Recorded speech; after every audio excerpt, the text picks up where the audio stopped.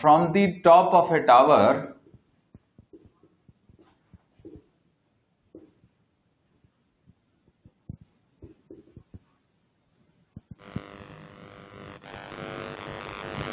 of height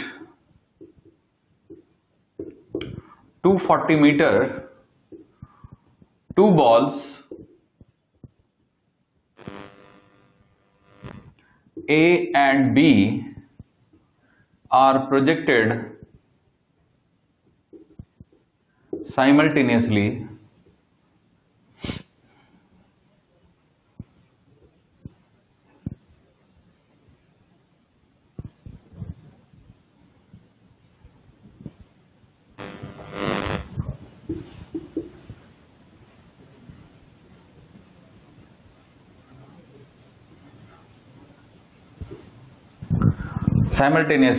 with velocities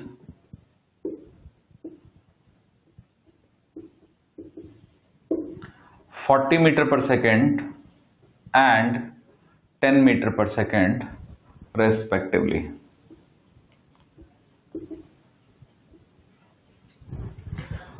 Find या draw variation of position of A with respect to B. तो हमें draw करना है position of A with respect to B. ठीक है बच्चों, तो देखिए जरा समझ लेते हैं क्वेश्चंस क्या है। देखिएगा, ये मान लीजिएगा कि एक टावर है जिसकी हाइट है 240 मीटर। यहां से हमने एक बॉल ए को 40 मीटर पर सेकंड से प्रोजेक्ट किया है और बॉल बी को 10 मीटर पर सेकंड से प्रोजेक्ट किया है, और हम ये मान रहे हैं कि यहां पे सैंड है, रेत है मतलब, ठीक है ना, and the ball does not rebounce. आप ये समझ लीजिए does not rebounce, the ball does not rebounce. Okay, तो हमें ए की position with respect to B बनानी है। We have to draw position of A with respect to B. तो अब इसमें थोड़ी सी जो है वो इंपॉर्टेंट चीज ये है कि दो बॉल हैं ए और बी, ठीक है, तो ए की वेलोसिटी ज्यादा है, बी की कम है, तो ए और बी दोनों को जमीन तक पहुंचने में अलग अलग टाइम लगेगा। ठीक है, तो पहले हम देखते हैं कि ए को कितना टाइम लगेगा। Time of A to reach ground,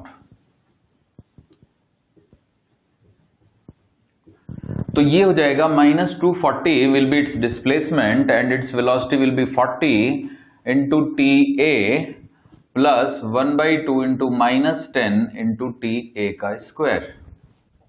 so this gives me -240 is equal to 40 into T A -5 into T A का square, -48 is equal to 8 into T A minus T A का स्क्वायर। ओके, अब पूरी equation को मैंने 5 से divide कर दिया, तो ये हो जाएगा आपका टी ए का square -8 T A -48 is equal to 0। अब टी एक वेरिएबल है और ये क्वाड्रेटिक इक्वेशन बन गई है। हमें 48 कैसे फैक्टर करने हैं जिनका डिफरेंस 8 हो, तो वो आ जाएगा टी ए -12 और into T A +4 is equal to 0। तो यहां से टी ए की वैल्यू आ जाएगी बच्चों 12 सेकेंड्स। ओके, अब time of B to reach ground, time of B to reach ground B के लिए, तो बी की इनिशियल वेलोसिटी है 10, तो डिस्प्लेसमेंट तो उसका भी -240 ही होना है, तो -240 is equal to 10 into T B -1/2 plus 1/2 into -10 into TB square. So this gives me -240 is equal to 10 TB and -5 TB square. तो इसको हम डिवाइड कर देते हैं, पूरे 5 से डिवाइड कर देते हैं। So -48 is equal to 2TB minus TB square. तो यहां से जो इक्वेशन आ रही है उसको मैं यहां लिख रहा हूं, TB square minus 2TB and -48 is equal to 0। तो हमें 48 कैसे फैक्टर चाहिए जिनका डिफरेंस 2 हो। तो I think 8 and 6 are there. So TB minus 8 and TB plus 6 is equal to 0. This gives me TB is equal to 8 seconds. Okay बच्चों, तो ये पता चल गया कि 8 सेकंड में B जो है वो जमीन पे आ जाएगी। तो B तो यहां से थोड़ा ऊपर जाके और नीचे आ गई, और A जो है वो काफी ऊपर जाके नीचे आएगी। ओके, तो कुल मिला के ये जो 8 सेकंड है ये हमारे लिए बहुत इंपॉर्टेंट है। क्यों इंपॉर्टेंट है? इसलिए इंपॉर्टेंट है क्योंकि 8 सेकंड के बाद रिलेटिव एक्सेलरेशन हो जाएगा 0। क्लियर है बच्चों? No no no no, relative acceleration 8 second तक ही 0 है, क्योंकि 8 सेकंड तक दोनों हवा में है तो रिलेटिव एक्सेलरेशन 0 है। 8 सेकंड के बाद रिलेटिव एक्सेलरेशन हो जाएगा नॉन जीरो। राइट, तो सुनिए क्या कहना चाहता हूं मैं। 8 सेकंड से पहले relative velocity v relative,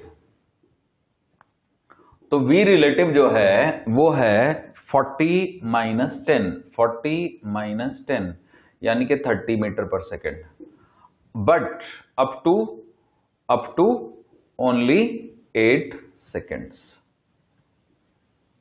up to 8 seconds. अब 8 सेकेंड में ये गिर जाएगी B, तो B जैसे ही गिरेगी उसकी वेलोसिटी इमीडिएटली 0 हो जाएगी। ठीक है, तो 8 सेकेंड के बाद velocity of B, after 8 second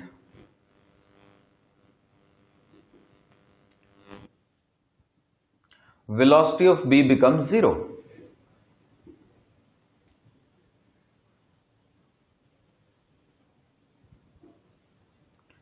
clear? तो 8 सेकेंड में अब हमें A की वेलोसिटी निकालनी है, तो VA after 8 second it will be 40 plus minus का 10 इंटू में 8। सुन रहे हैं बच्चों? So this gives me VA is equal to -40, यानी 8 सेकेंड के बाद A की वेलोसिटी हो गई है -40 और B की 0 हो चुकी है। तो अब देखिएगा रिलेटिव मोशन कैसे स्टडी होगा। तो एक्चुअली जगह नहीं है तो मुझे ये पोर्शन मिटाना पड़ेगा। तो देखिए सुनते समझिए, ये तो हम निकाल ही चुके हैं कि A का जो टाइम ऑफ फ्लाइट है वो है 12 सेकेंड।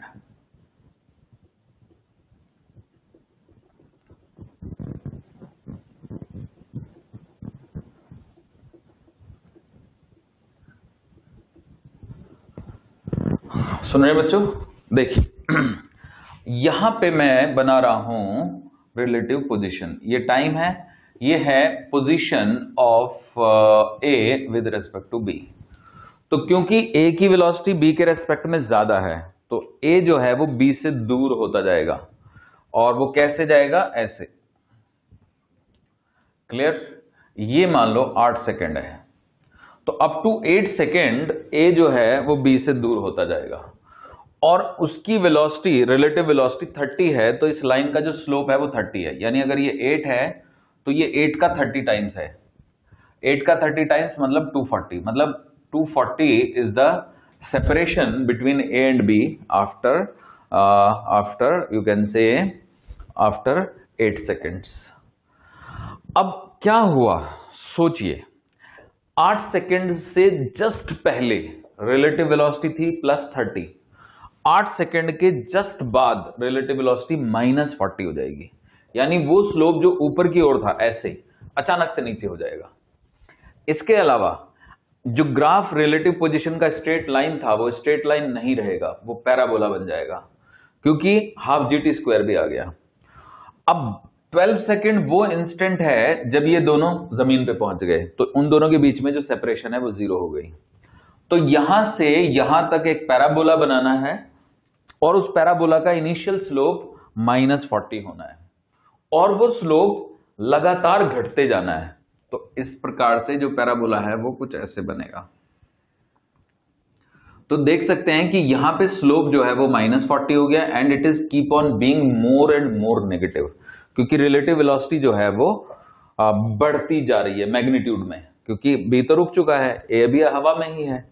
तो बी जब जमीन पे पहुंचेगा 12 सेकंड के बाद तो उसकी वेलोसिटी 80 हो चुकी होगी, यानी यहां पे जो स्लोप है वो है -40 और यहां पे जो स्लोप है वो हो चुका होगा -80।